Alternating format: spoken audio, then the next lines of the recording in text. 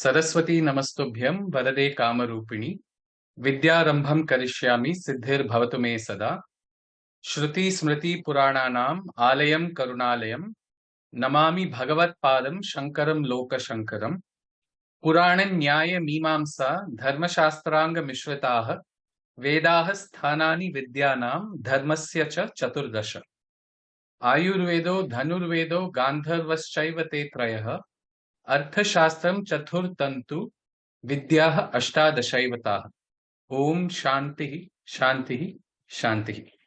Namaste. I welcome everyone who has joined us today for yet another conversation brought to you by INDICA's Center for Indic Studies in Law and Justice.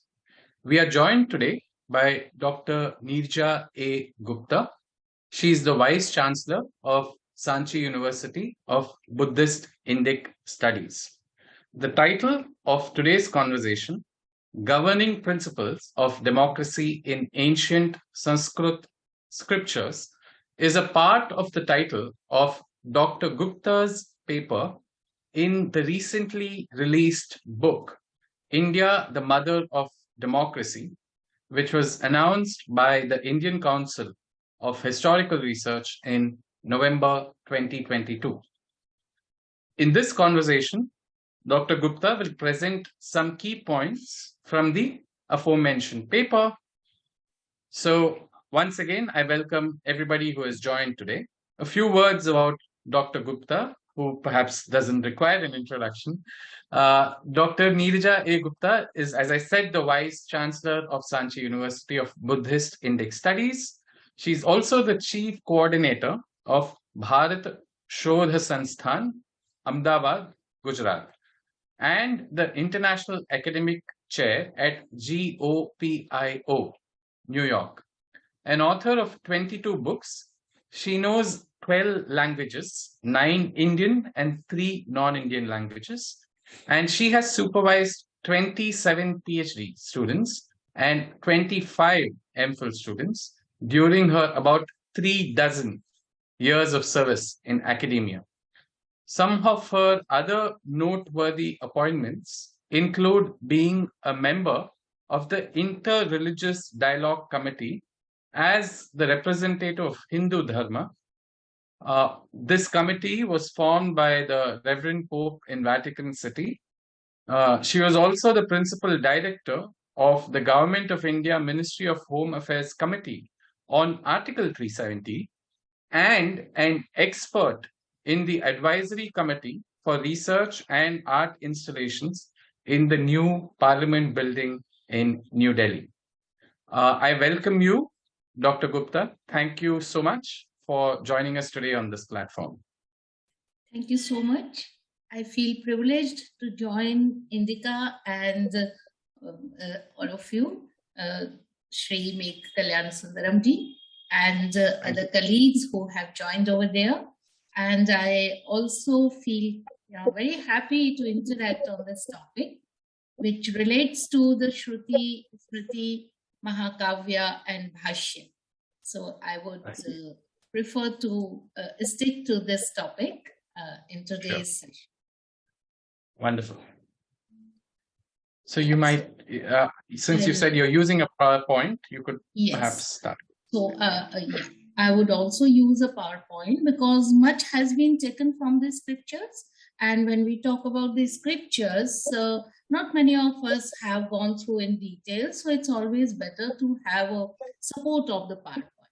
Just as the preface of this talk, this G20, we know that India is the president and it's heading G20 this year. And the major theme of G20 is India, the Mother of Democracy. In this backdrop, ICHR wanted to publish a book with the historical facts intact. No hearsay, no presumptions, no generic manners of portraying the certain facts. And for this, some scholars were asked to write on this subject, which I chose to take up a subject which would base my research on the scriptures. So for this, when we say India, the mother of democracy, Mother is the beginner.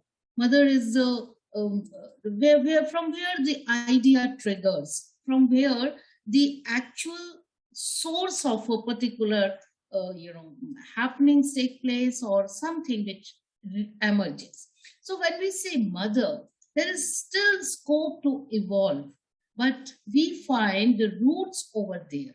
So when we claim that India has the roots of democracy, that is the basic line which I have taken up, that what is the core of democracy and which core of democratic principles were adopted since the ancient times. With this background, I just want to share the screen and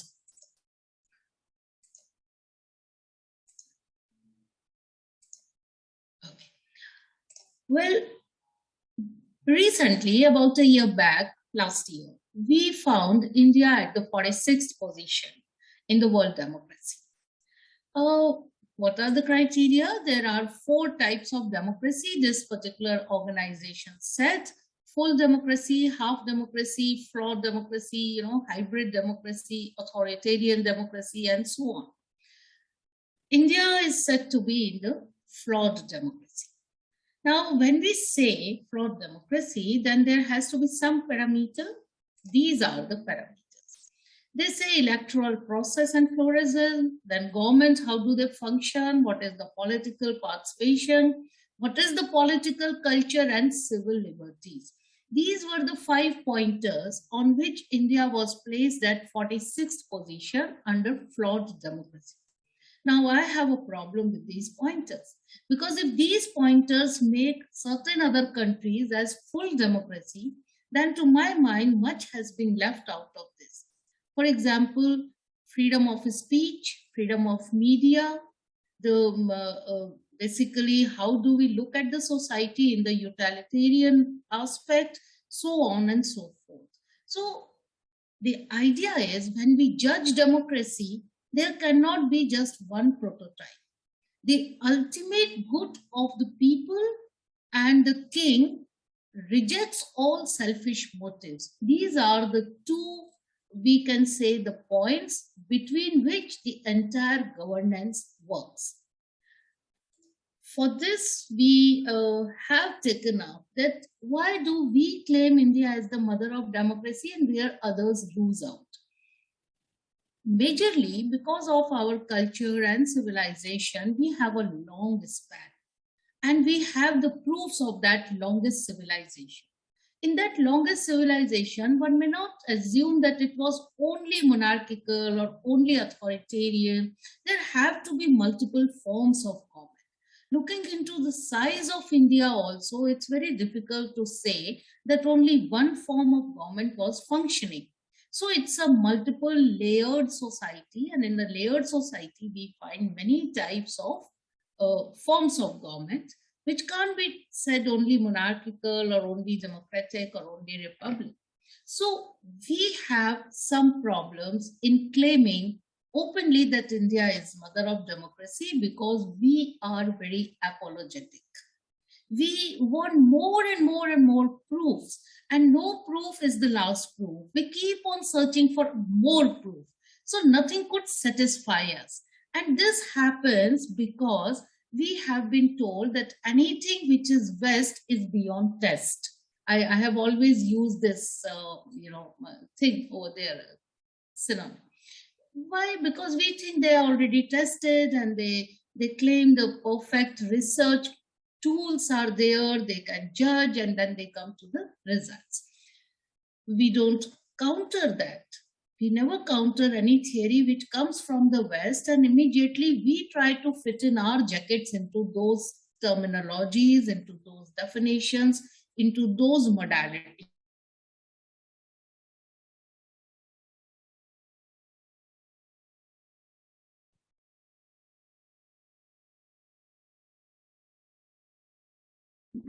They have been spread like the hearsay, as if they don't have much role over there. So we have to stop being apologetic, first of all. Secondly, we claim India is the mother of democracy, that the terminologies which were prevalent in Vedic era, they are still used even today under the modern democracy, which modern democracy we claim we have borrowed from the West.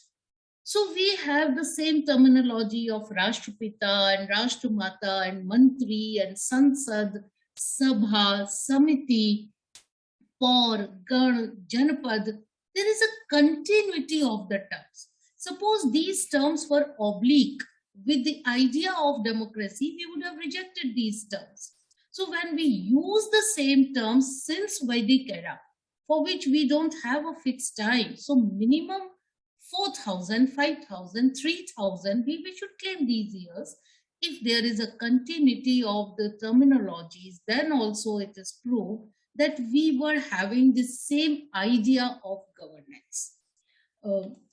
We have the scientific narratives, of course, but what is the basic soul of democracy? Now we relate the Vedic tradition with the modern tradition.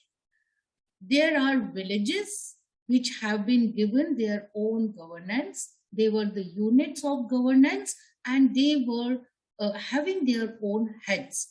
The same democratic institutions are still working.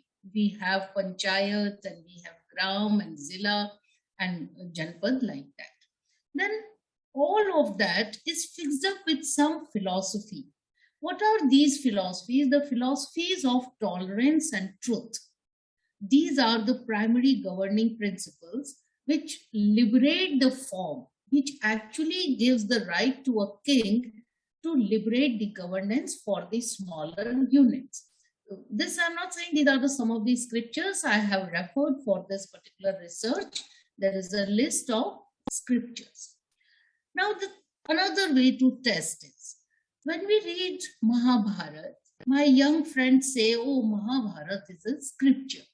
So there can be anything mentioned. You may name anything. There might be any city or any ruler or something. But then I had done a linear research. The places which are mentioned in Mahabharata as Ganatantra or as Prajatantra, they were still found till up to 4th century. So there is a continuity from Mahabharata scripture to minimum 4th century and CE I am talking.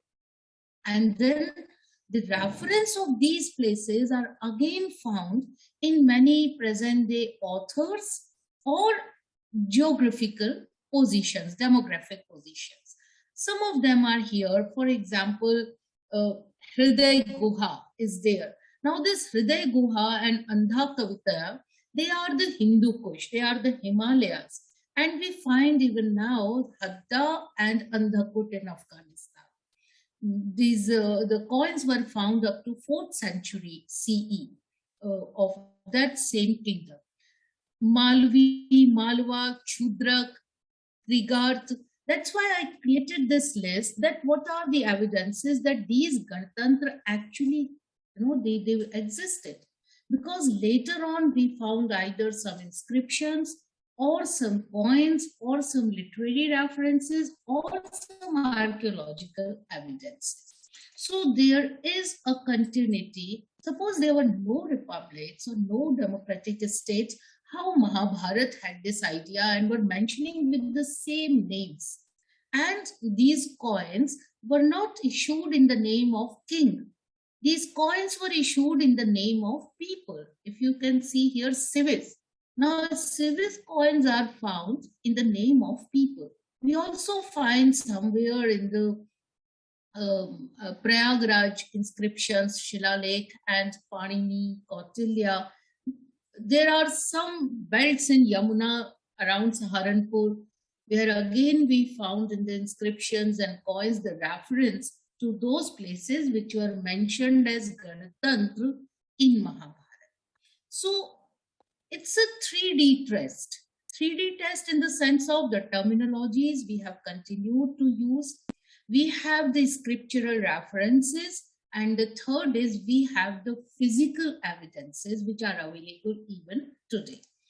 With this, I would say that this tradition of republics went on till the Buddhist period very nicely. And this is very known that Lichvi, Sakya, Malayas and other kingdoms were democratic kingdoms.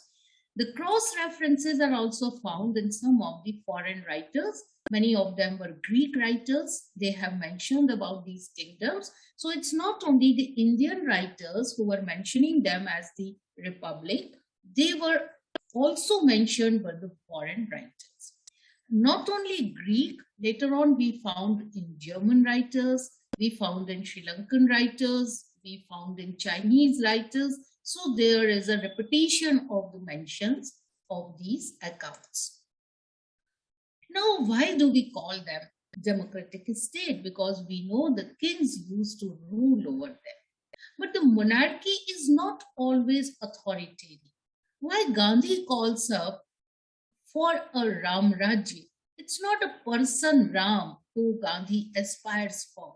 It's for the principles of that Ram Rajya that would turn this Rajya into a utopian Rajya. They're not a person, but the people are important. So monarchy was never a privilege. If the monarch is not for the benefit of the people had all rights to remove. In fact, today we call it as the awakened democracy or full democracy, even though these democracies don't have rights to recall the king. So here we are talking of recalling the king also, shifting the king also, changing the king also. So monarchy was never ever a privilege. These are some of the examples I have tried to support my argument with, that there have been arguments where one king was replaced by the other. There are many instances of democracy mentioned in Mahabharata. As we say, the Marut was replaced because he was of no good for the people. Suvarcha also, he just gave away for the welfare of the people, though he was not very, likable king, but later on he developed himself for that particular virtue. After King, Janmajaya was mentioned as the king, there are many instances from the scriptures, and they were continued through Panini. Then slowly and gradually they started formulating the rules. There are 8 types of kingdoms which are mentioned in our scriptures. Out of that, Swarajya is also a kingdom. And Swa is, of course, we the people, as our constitution also say, we the people. This classification shows that, people were called Praja Vishnu. They were equated with the God. So king is not the God, as the Greeks say. The king is the God. But for us, Praja is the God, because it's Praja Vishnu. And who is the king? King is the Janrajya. Janraj. So he is as common as the Jan. That's why it is called Janatantra. So he represents people who are ruling. King is the head of the people who are actually the rulers. That is why he is called Janraj.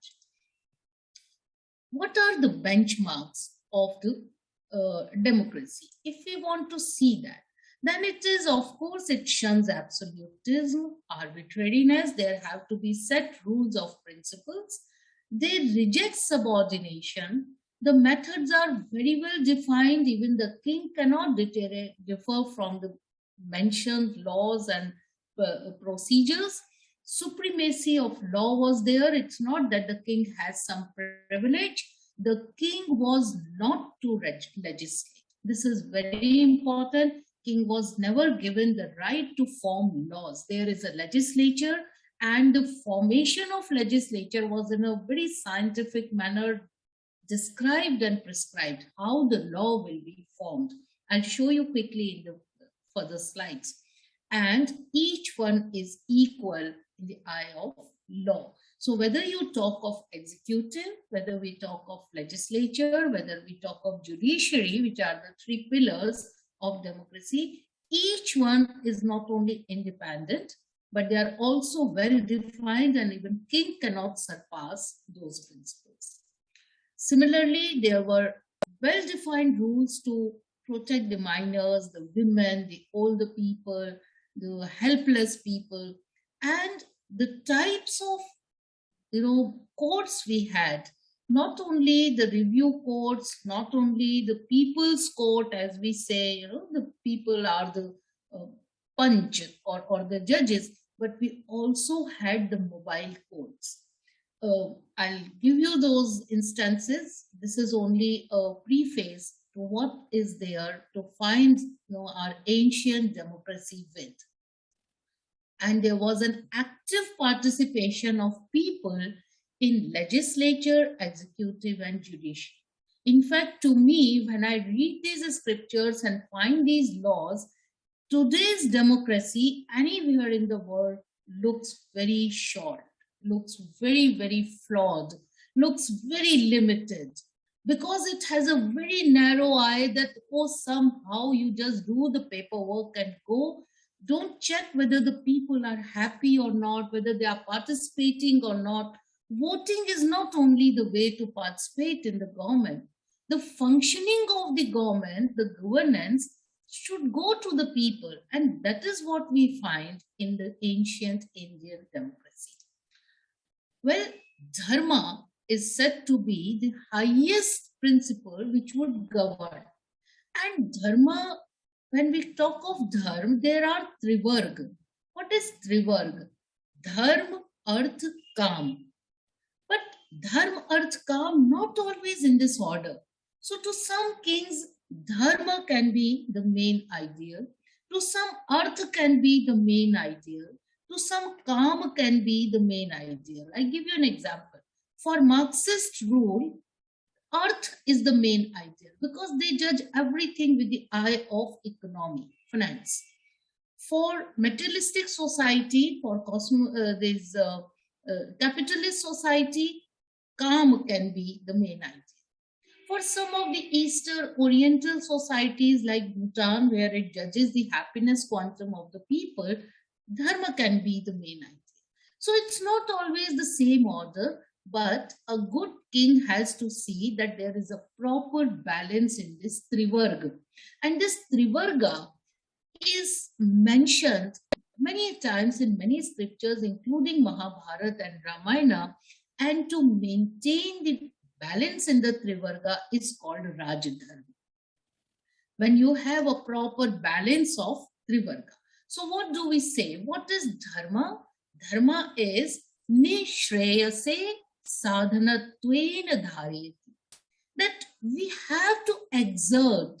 Dharma would not come of its own. We have to exert sadhanatvena dhareti. We should have enough modules, enough tools to adopt dharma, and that is called dharma, and then it has its own lakshan and praman based on sutra.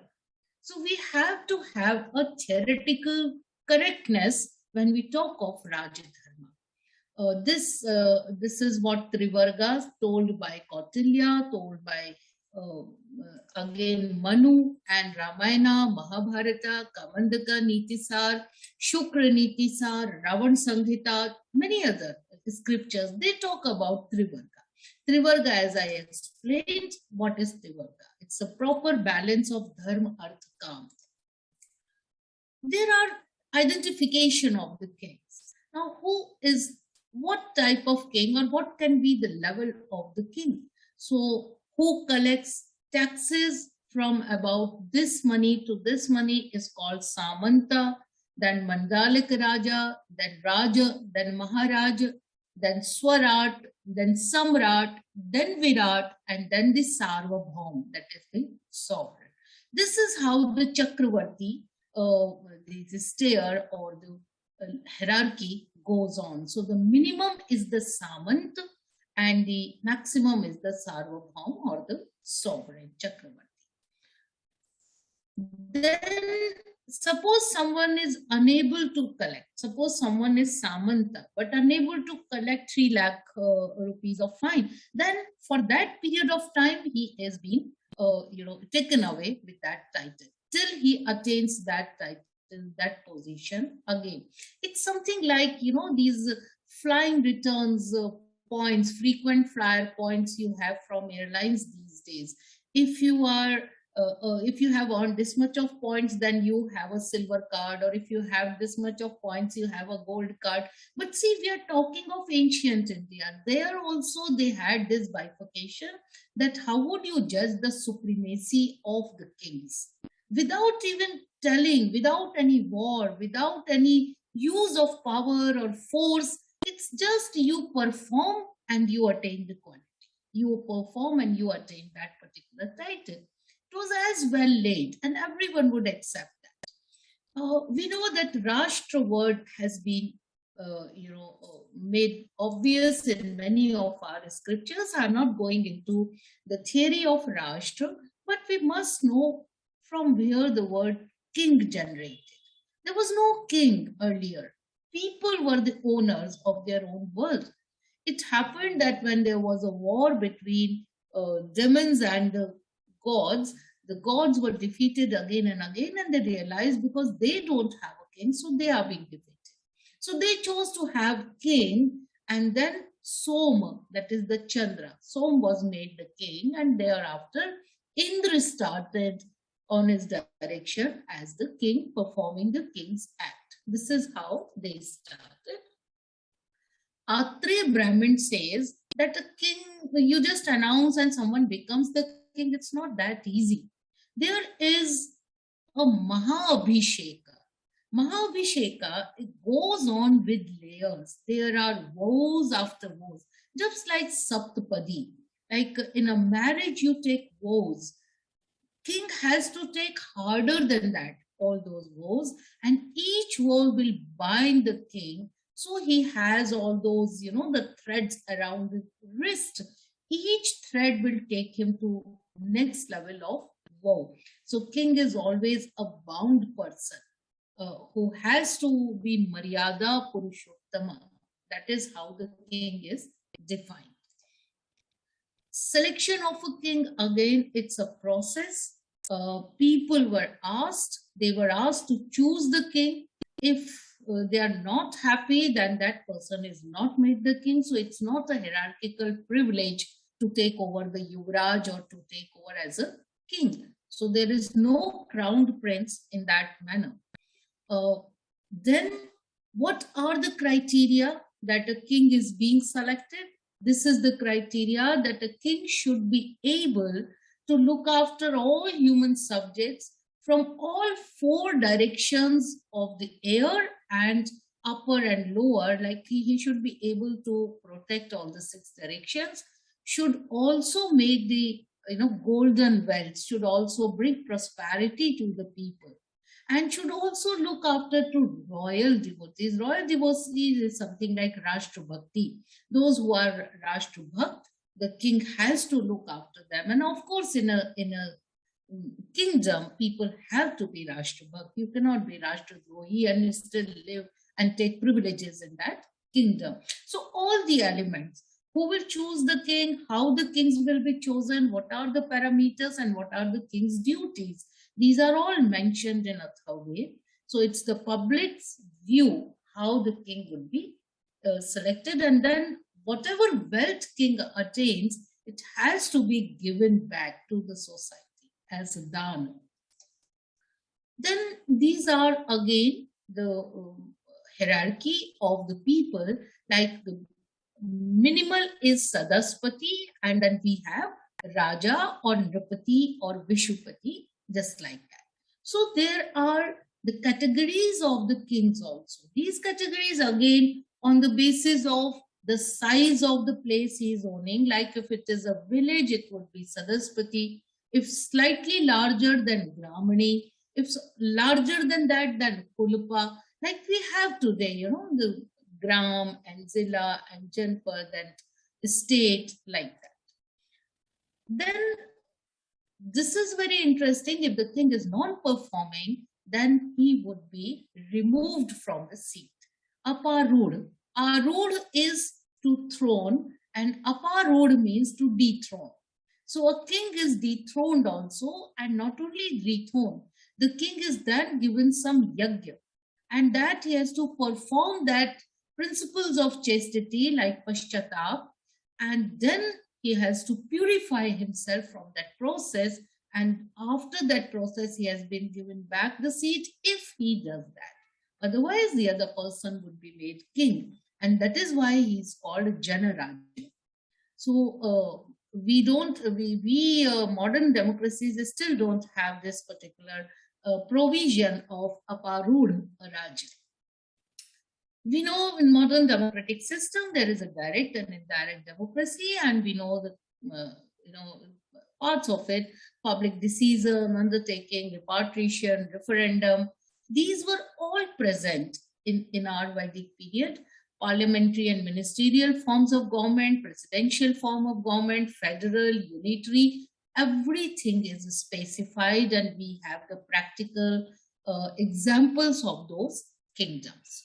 When we say public awareness, then public awareness is like it's the duty of the king to see that each and everything is transparent and told to the people. It is the king's duty to make the people aware. So public awareness. Ideal citizen, again, it is the king's duty to build the ideal citizens. And for that, he has to make arrangements so that there is a Rashtra Bhakti. King's duty to spread the education. So he has to allow the ashram, the gurukul, the acharya to perform independently. A king had no business to interfere into the education. So they are free to do research, and that is one of the reasons that ancient India had so much enlightenment into free research.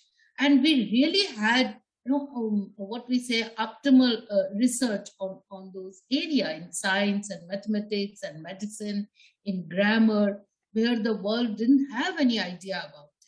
Because it's the king's duty to patronize them, to look after the welfare.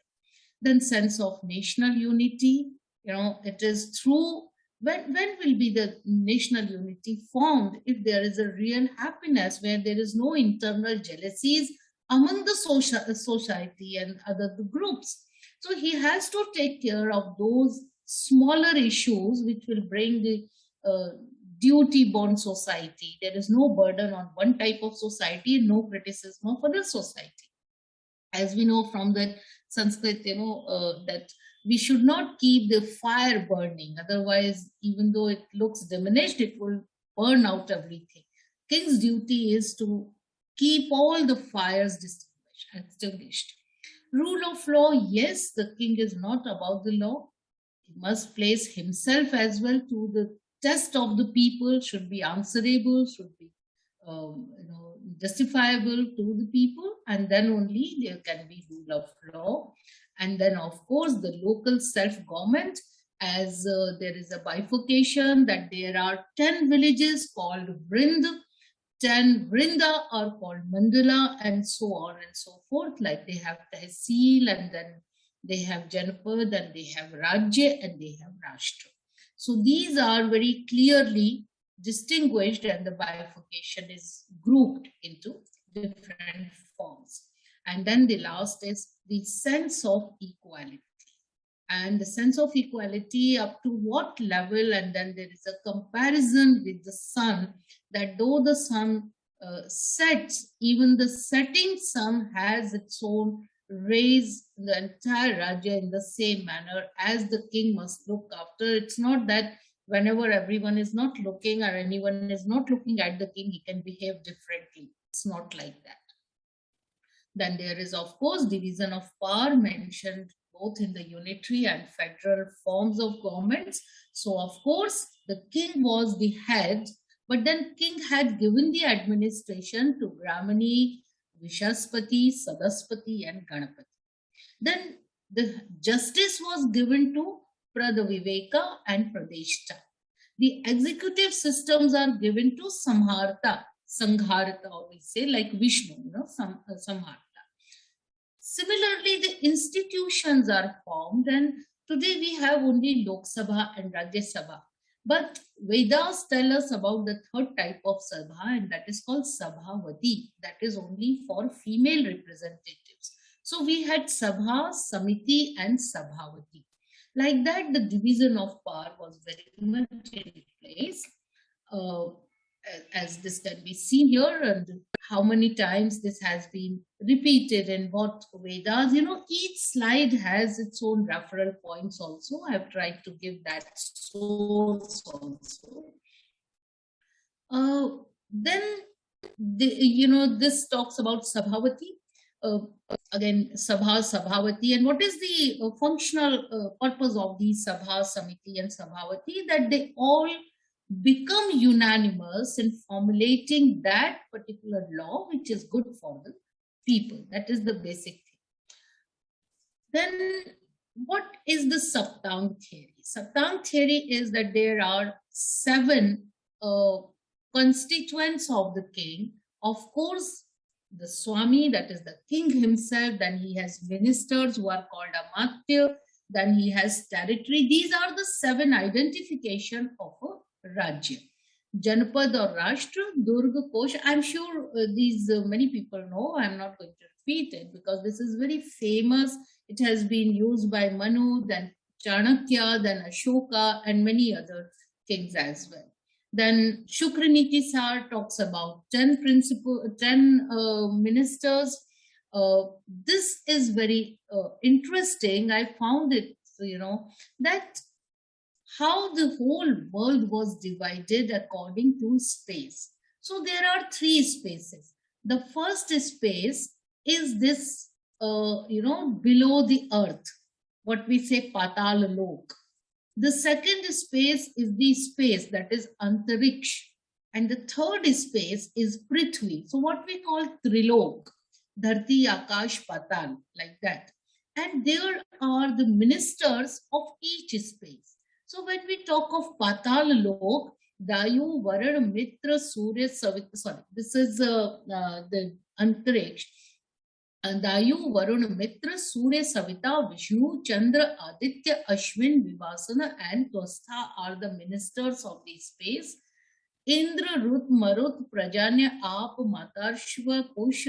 These are the earthly ministers, and Agni, Prithvi, Som, Brihaspati. So all the 3 spaces are divided. They have their own cabinets. They have all their Rajya Mantri and Saha Mantri, like that. This is how the ministers were named. So Dios was called Rashtrapita, Earth was called Rashtramata, Sadaspati is called Sansad Adhyaksha. These are the positions mentioned in our Rig Veda, that Rashtrapita, Rashtramata, Sansad Adhyaksh, Pradhan Mantri, Raksha Mantri, Grih Mantri, Shiksha Rajya Mantri, Krishi or Parjanya Mantri, Swasthya Mantri, Vitta Mantri, Vitta Rajya Mantri, Vidhi Mantri. These are the positions. And we see in today's world, we are continued with the same bifurcation of our cabinets, of our ministry. So, though what we have changed is the person who is owning that ministry. But if you have a very minute coordination, correlation, we'll find, suppose it is Rashtramata, and here in Vedas, Earth is made the minister of Rashtramata. Then whosoever becomes the Rashtramata will have to look after that territory which is called our Earth, our Prithvi. Sansad Adhyaksh, here it is called Sadaspati. But whosoever is the Sansad Adhyaksh today has to look after both the Sadan, and this word Sadan also appears in Rigveda. Similarly, Raksha, Indra might be the Raksha Mantri, but see what Indra does. He saves from the higher fall, from the Akash. So we have to make out the meaning out of it, and that is the reason of continuity in today's world, because they have a meaning behind it. They have their own worth behind it. This is how the ministerial cabinets were bifurcated in the Vedas.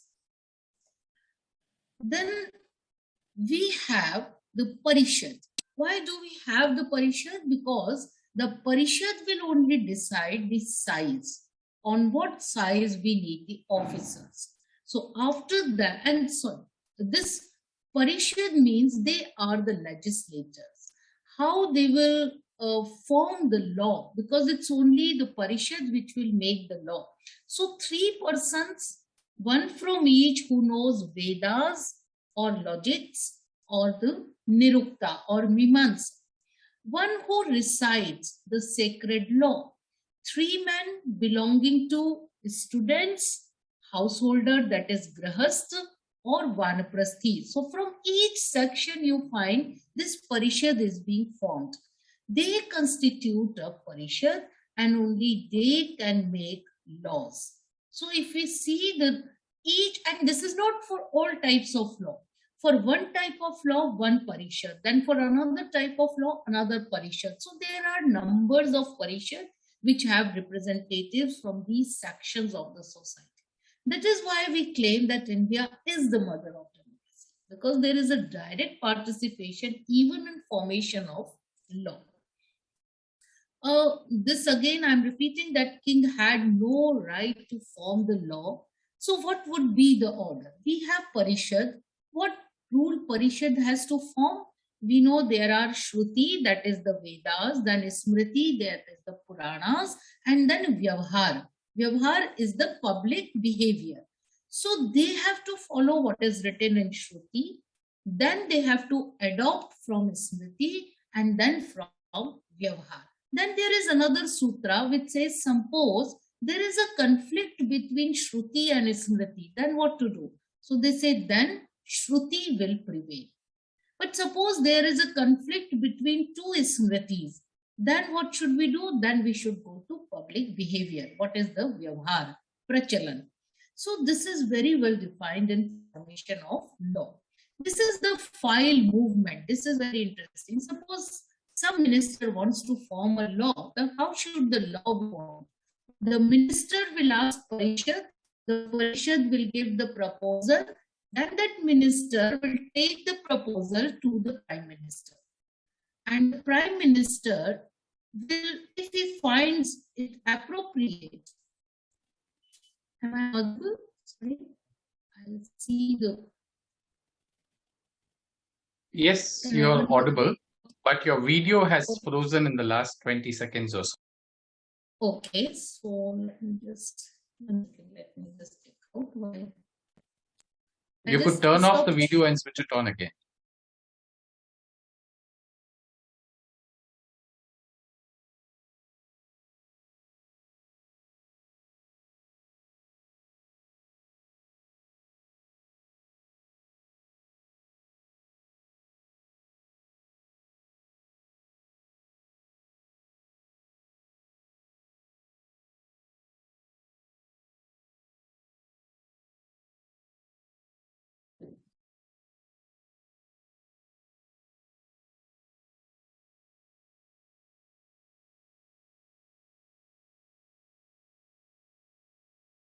We seem to have a technical issue.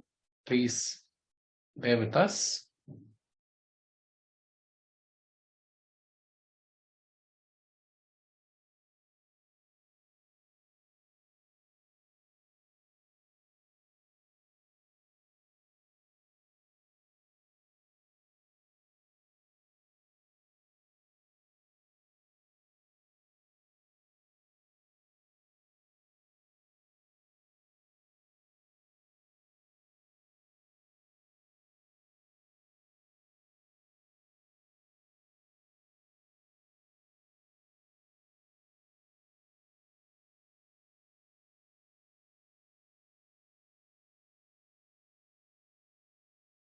Gupta is reconnecting, so just give us a couple of minutes.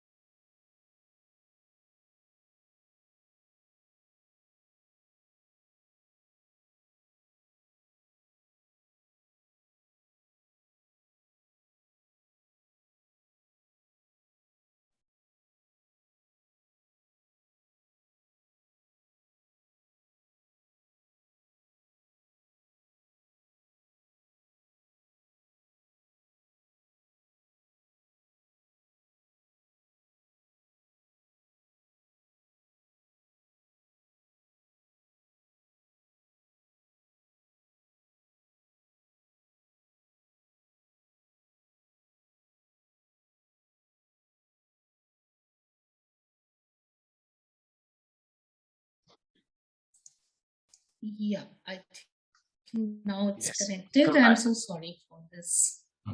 that's okay. It happens sometimes. Yeah. Yeah, but I'm sorry.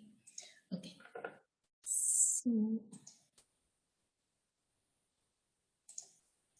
right. So we were here that how the file will move. If a department, if a ministry has to form the laws, what will be the procedure? So the Parishad will give the proposal to the minister. The minister will take that proposal with his own views to Prime Minister. Then the Prime Minister, when he finds it appropriate, would write on that particular proposal Sadhu Lekhanamasti and would take it to Sumanta. Then Sumanta organizes a public debate on that and would take up the points in favor or opposition or pros and cons. And after that, if he finds it's worth taking ahead, he would write Samyak Vivaritam. Like we have already thought upon it nicely. After that, it goes to the head, and then head, if it is convinced, he would write Satyam Yathartham. After that, it goes to the king's personal advisor. Once the evaluation is done, he would write Angi Kartum Yogyam. And then that file would go to the crown prince, to the Yuvraj. And if he finds it suitable, he would write Angi Kartavyam. And then it would go to Purohit. And Purohit again, he evaluates and approves the file. If it is approved, it would like Lekhyam Swami Matam. And then it would go to the king, and then king approves it with the seal and would write Angi Kritam. So it's a whole process. It's simply like today also, if we go and form a law, there is a debate in the parliament. Now, who are these parliamentarians? They are the representatives of the people. Similarly, these all are representatives of the people, and there is a procedure to form the law. It's not that today only the king has something in mind, would just announce that from tomorrow, this is the law. It's not that easy. So this has been very well laid down how the laws would be formed, and king comes at the end. If everyone has given the, their consent, the king actually approves that. Then we come to executive. In executive, it's very well laid that king is not Jyeshtha. King is not above all. Many equals, and then some equals are more than equals. This philosophy doesn't go over here. So no one is superior, no one is inferior, no relatives, nothing. And then in Rajatarangini, again, there is a very interesting incident that the king wanted to create a highway, and he sends his Sainik over there. And then this cobbler, he says, no, you have not taken my permission. I'll not give away my land to you. Until king himself comes there, and king pays the price of that land. And then he actually scolds his officers that why do you treat someone like that? He's the owner of the land. So it's a mutual respect also to each Nagarik. So these are some of the incidents, but there are so many incidents we find where people just, they have full trust on the king, that king is one among us. And his primary duty is to make us comfortable. These are the departments as created by Kautilya, and they are very interesting departments. I could find that there is somewhere Sannidharta, that is the auditor of other 5 departments. Then there is Nagar Adhyaksha, then Karya Nirmanakarta. These are some of those departments which actually are directly connected with the revenues. As without any revenue, the king would not be able to function. So there are very thoughtful departments. But in Arthashastra, he goes up to 25 departments. And then Sutradhyaksha and Sitadhyaksha and Suradhyaksha, all those which are the consumables in the society, there are the officers, or there are the people or departments who would look after that. Then again, a king may retain the ultimate power of executive, of legislature, But definitely the king cannot be more than the justice or the judiciary. So judiciary was never ever laid with the king. There was only one type of judgment which king could have, and that is the capital judgment, or maybe the highest fine. Otherwise, all others they were given away to the other types of judges. So there were five types of courts we find, that is the Kul, Shreni, Gan, Adhikrit, and Nrip. And then they have their own types of functioning, and then there is a court which means the Punar Nyaya court, that is, if we are not satisfied with the judgment, we can go back again and put an appeal again. So Punar Nyaya is also there. It was very, very democratic that they can go for a retrial, and this is Narad Sanghita, what says about it. Then the qualifications of the judges are also well laid, that they should be people of integrity and they should be very honorable. They must have their own respectable position, well versed in sacred laws, like that. Then we come to the fundamental rights based on duties, and the right of happiness. I have not given all those here: right of equality, right of education, social security, practice any religion. These are the rights what have been mentioned in our Dharma Shastra.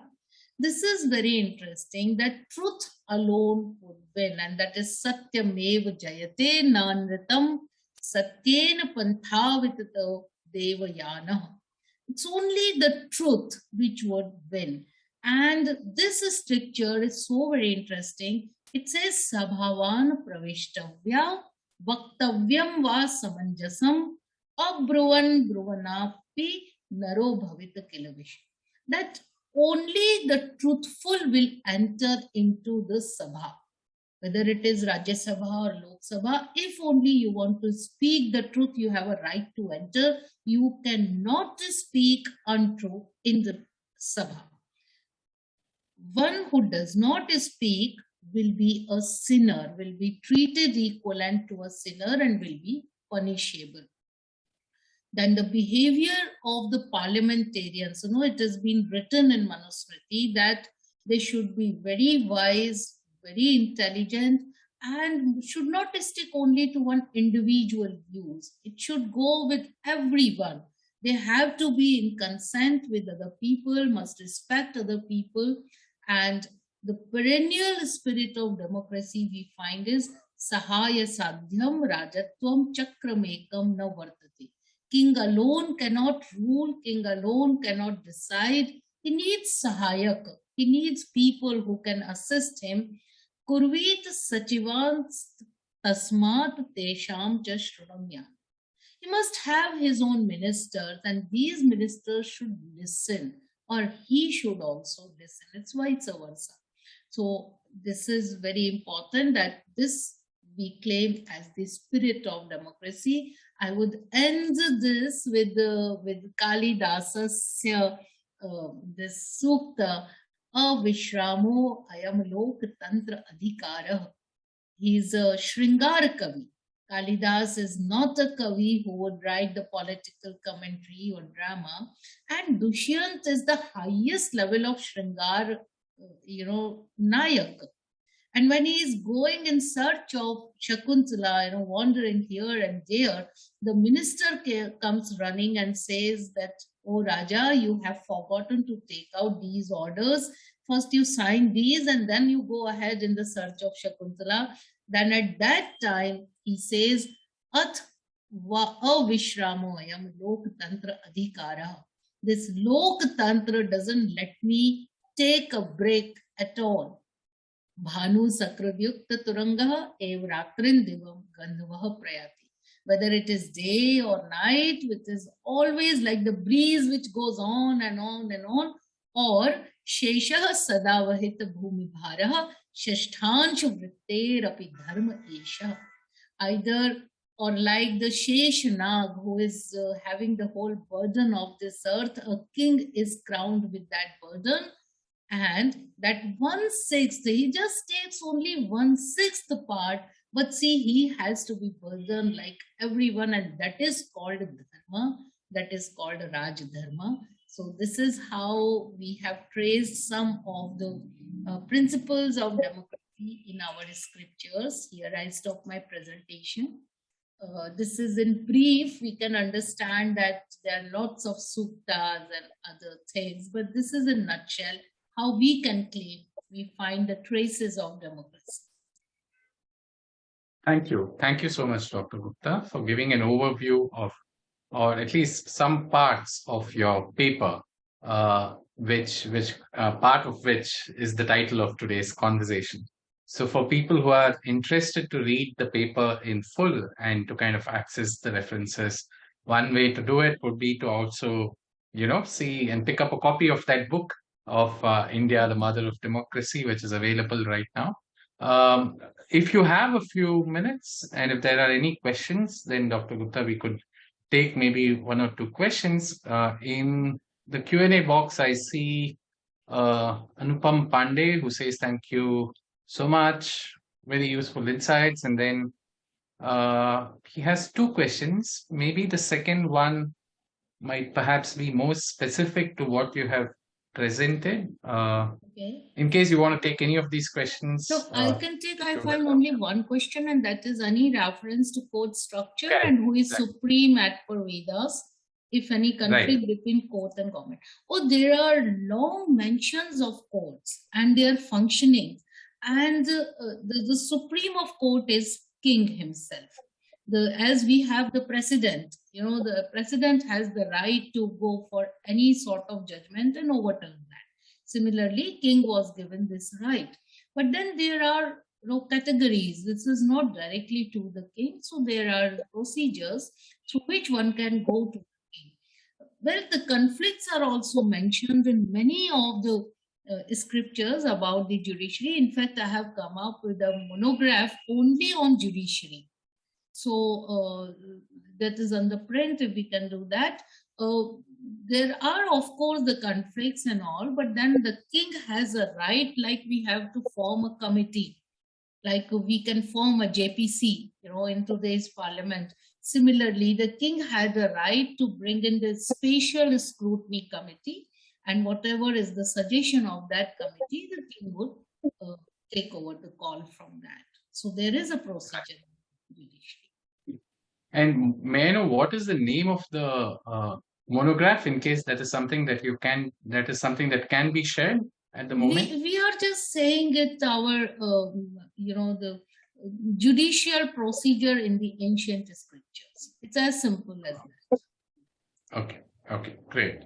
So wish to read the content of judiciary, please share a few references like Dr. Gupta just mentioned. One is you could always go back to this video and kind of look in the PowerPoint itself that she has taken the efforts to kind of present as part of this talk. And B, wait for her book, her monograph, when that comes out. That might be one way. There is a good book by Justice Rama Joyce. Rama Joyce, indeed, yeah. And your lordship has really worked very hard on this ancient formats of judiciary. So since you said this, let me show one thing. This is Judicial History and Courts of Madhya Pradesh. Okay.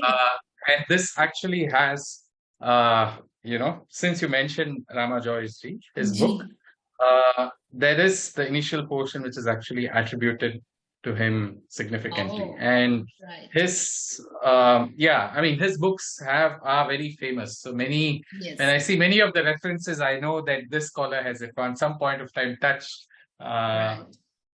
Joyce G's work. So yes, I think that's a great recommendation. And Bharatiya Vidya Bhavan has also come out with some beautiful books on those judiciary arrangements in our ancient Indian rulers.